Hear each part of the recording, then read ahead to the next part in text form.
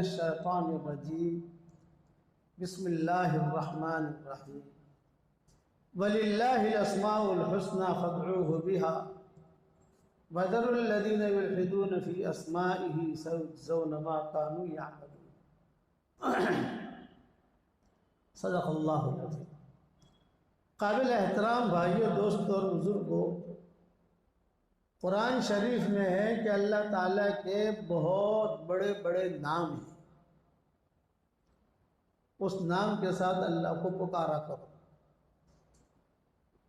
یہ قرآن میں اللہ نے فرمایا ہے وَلِلَّهِ الْأَسْمَاءُ الْحُسْنَى فَادْعُوهُ بِهَا، اسی نام سے پکارو، ان ناموں کی خصوصیت ہے۔ میں نے میری کتاب بکھرے موتی میں ان سارے ناموں کے اوصاف، خصوصیات سب میں نے بیان کر دیے الحمدللہ۔ حضور صلی اللہ علیہ وسلم کے بھی 100 نام ہیں، اللہ کے بھی 100 نام ہیں۔ اللہ کے تو نام بہت ہیں، بہت زیادہ، لیکن جو حدیث میں عام طور سے آتے ہیں وہ 100 اور 100۔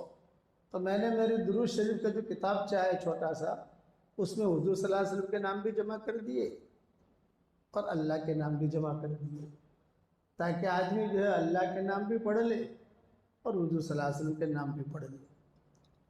تو اللہ تعالیٰ کے بہت نام ہیں، ان ناموں کی خصوصیات کچھ حدیثوں میں آتی ہے اور کچھ علماء نے لکھی ہے۔ مثال کے طریقے پر حدیث میں آتا ہے یا ارحم الراحمین پڑھا کرو، یا ذا الجلال والاکرام پڑھا کرو، یا ذا الجلال والاکرام، یہ حدیثوں میں آتا ہے۔ اسی لیے اللہ تعالیٰ نے اپنے کتاب کا جو آغاز کیا بسم اللہ الرحمن الرحیم، اللہ، رحمان، رحیم، یہ 3 نام ایک ساتھ لائے۔ اسی لیے علماء نے لکھا ہے کوئی آدمی اگر ضرورت مند ہو تو دعا کرے، کہے یا اللہ، یا رحمان، یا رحیم، اس کی ساری دعائیں انشاءاللہ قبول ہوں گی۔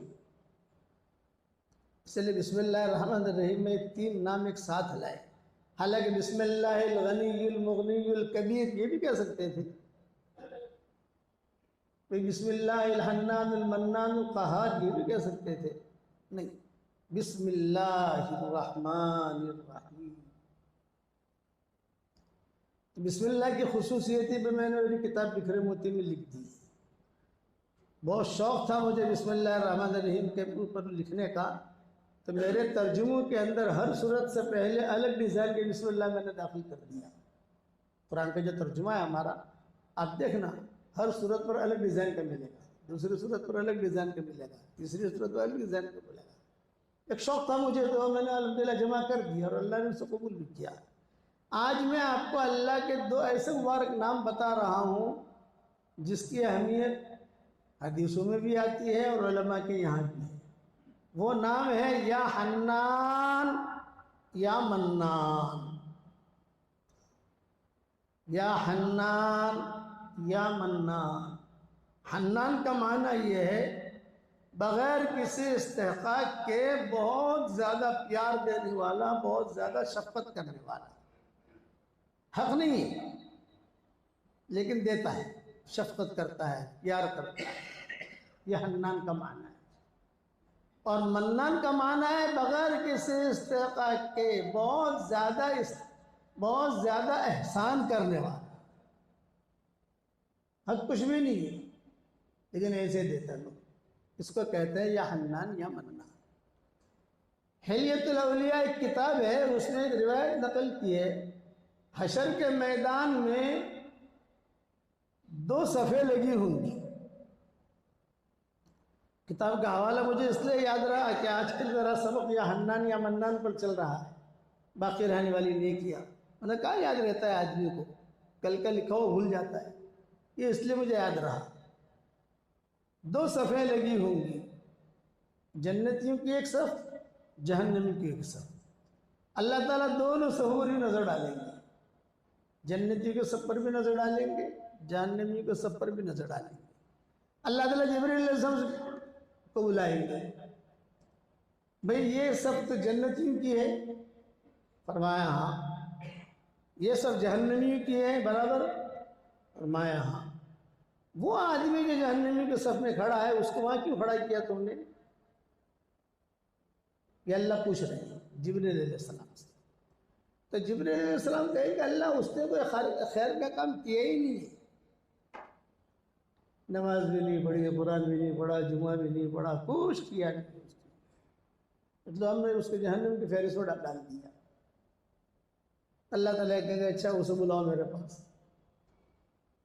بلایا جائے گا، بلا کر جبریل کھڑے ہیں، اللہ ہے اور وہ آدمی ہے جو جہنم کے صف میں ہے۔ تو اللہ تعالیٰ کہیں گے تو کیا نام سے مجھے چپکے چپکے پکارتا تھا؟ تو کہے گا یا حنان یا منان، یا حنان یا منان۔ تو اللہ تعالیٰ کہیں گے یا حنان یا منان کیوں پکارتا تھا؟ یعنی کیا وجہ تھی؟ کہتے میرے دل میں یہ تھا کہ یا حنان یا منان جو ہے میرا پیارا اللہ ہے، بہت زیادہ بغیر استحقاق کے شفقت اور پیار دینے والا ہے، اور بغیر استحقاق کے مجھ پر احسان کرنے والا ہے، بس وہ یہ پڑھتا رہتا تھا۔ تو اللہ تعالیٰ جبریل علیہ السلام سے کہیں کہ تمہارے یہاں اس کی کوئی نیکی نہیں ہے، لیکن میرے یہاں یہ نیکی بہت بڑی ہے، جنت میں داخل کر دو اس کو۔ اس کا مطلب یہ نہیں کہ ہم بھی نماز وغیرہ چھوڑ دیں اور یہ حنان یا منان پڑھیں، یہ مطلب نہیں ہے۔ مطلب یہ ہے کہ نماز پڑھنے کے ساتھ پڑھو، وہ تو اللہ کا خصوصی فضل ہوا، وی آئی پی ٹریٹمنٹ، صرف اسلام پر اللہ نے داخل کر دیا، مسلمان ہے نا، اس پر اس کو جنت میں داخل کر دیا، لیکن ہم کو تو پڑھنی پڑے گی۔ قانون اللہ کا جو ہے یہ نہیں ہے، فضل وہ ہے، اور فضل ہر ایک کے ساتھ نہیں کرے گا، وہ جس کے ساتھ جس کے دل کو دیکھے گا۔ اللہ تعالیٰ نے سب سے پہلا حکم جو نازل کیا وہ پردے کا نازل کیا ہے۔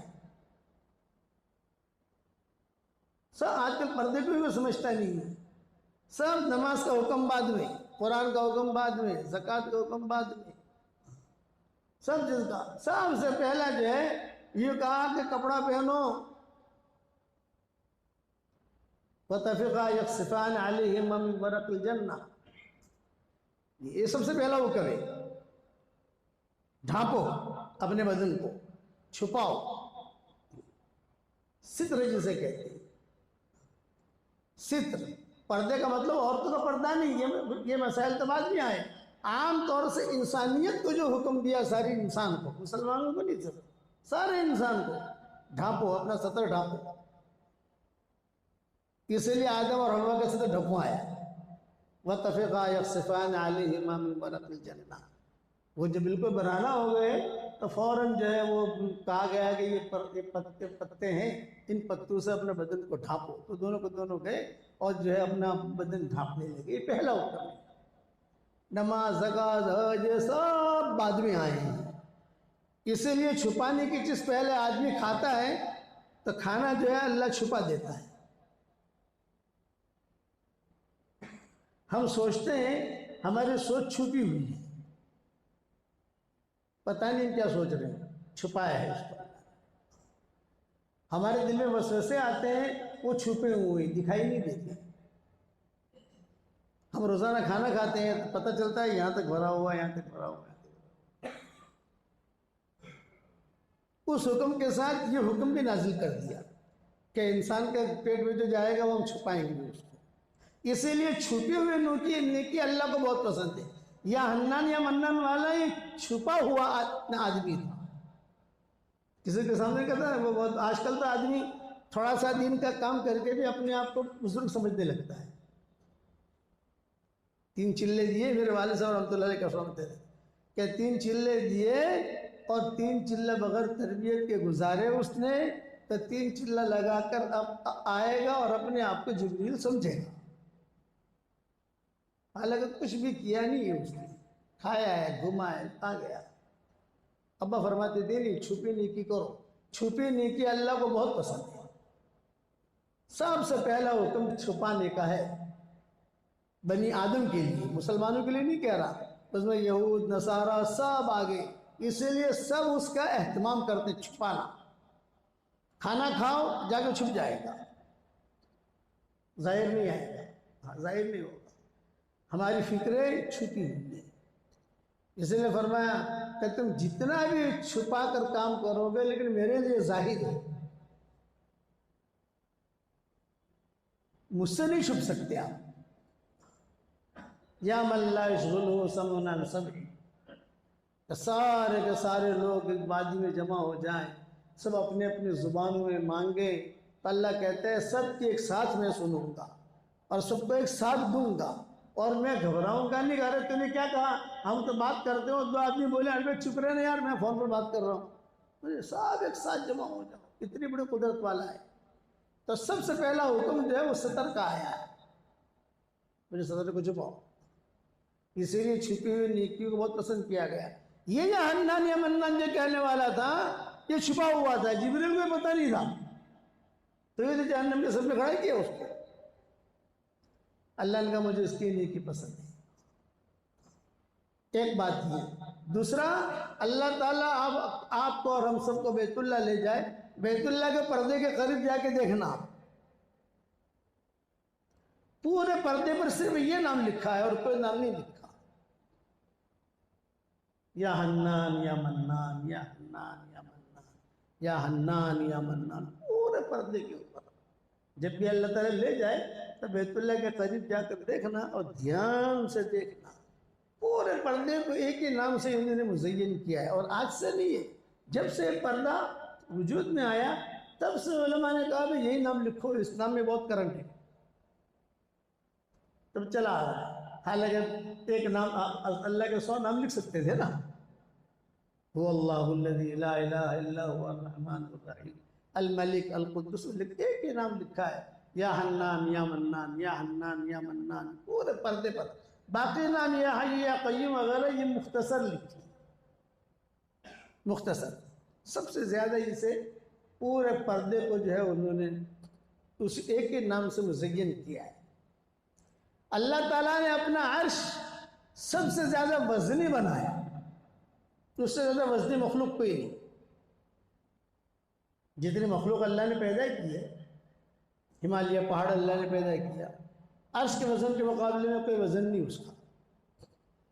7ویں آسمان پر اللہ تعالیٰ نے بہت بڑا سمندر پیدا کیا، اس سے بڑا سمندر کوئی ہے ہی نہیں. پورا 7واں آسمان سمندر سے بھرا ہوا، اس کے اوپر عرش، اس کے اوپر کرسی، اس کے اوپر اللہ. یہ ترتیب ہے. تو وہ بھی اتنا وزنی نہیں ہے، عرش اس سے زیادہ وزنی ہے. تو اپنا نام، ایک ہی نام اللہ تعالیٰ نے پورے عرش پہ لکھا ہے، الگ الگ ڈیزائن سے. ایک ہی نام، وہ پورے جیسے کعبے کے اوپر ایک ہی نام لکھا ہے، یا ذل جلال والاکرام، یا حنان یا منان، یا حنان یا منان، یا حنان یا منان. پورے کعبے کے اوپر قریب جا کے دیکھو گے، پہلے سمجھتے نہیں آئے گا لیکن بہت دھیان سے دیکھو گے، ہاں یا حنان یا منان. جب اللہ لے جائے تو میرے لیے بھی دعا کر لینا بھائی، کرو گے انشاءاللہ. اس نام میں اللہ نے بہت کرنٹ رکھا ہے. آج صبح میں بکھرے موتی دیکھ رہا تھا، میں نے کہا 30 سال کے بعد میں نے اسے دیکھنا شروع کیا. 30 سال ہو گئے لکھے ہوئے. میں نے کہا بھائی دیکھو تجھے کیا لکھا ہے. اس میں ایک حدیث اور ملی مجھے بکھرے موتی میں، یاد تو تھی مجھے لیکن بڑھاپے کی وجہ سے کچھ ذہول ہو گیا تھا کیا ہے کیا نہیں. حشر کے میدان میں ایک آدمی جہنم میں پڑا پڑا کہے گا یا حنان یا منان، تو اللہ تعالیٰ حضرت جبریل علیہ السلام سے کہیں گے مجھے میرے اس نام سے کوئی پکار رہا ہے، تم جاؤ صلی اللہ میرے پاس. جہنم میں حضرت جبریل جائیں گے، ابھی پہنچے بھی نہیں، ایک جہنم کروٹ لے گی، کروٹ. جہنم جو کروٹ لے گی تو جہنمیوں کو بہت تکلیف ہوگی، یعنی زلزلہ آئے گا جہنم میں، سمجھ لو.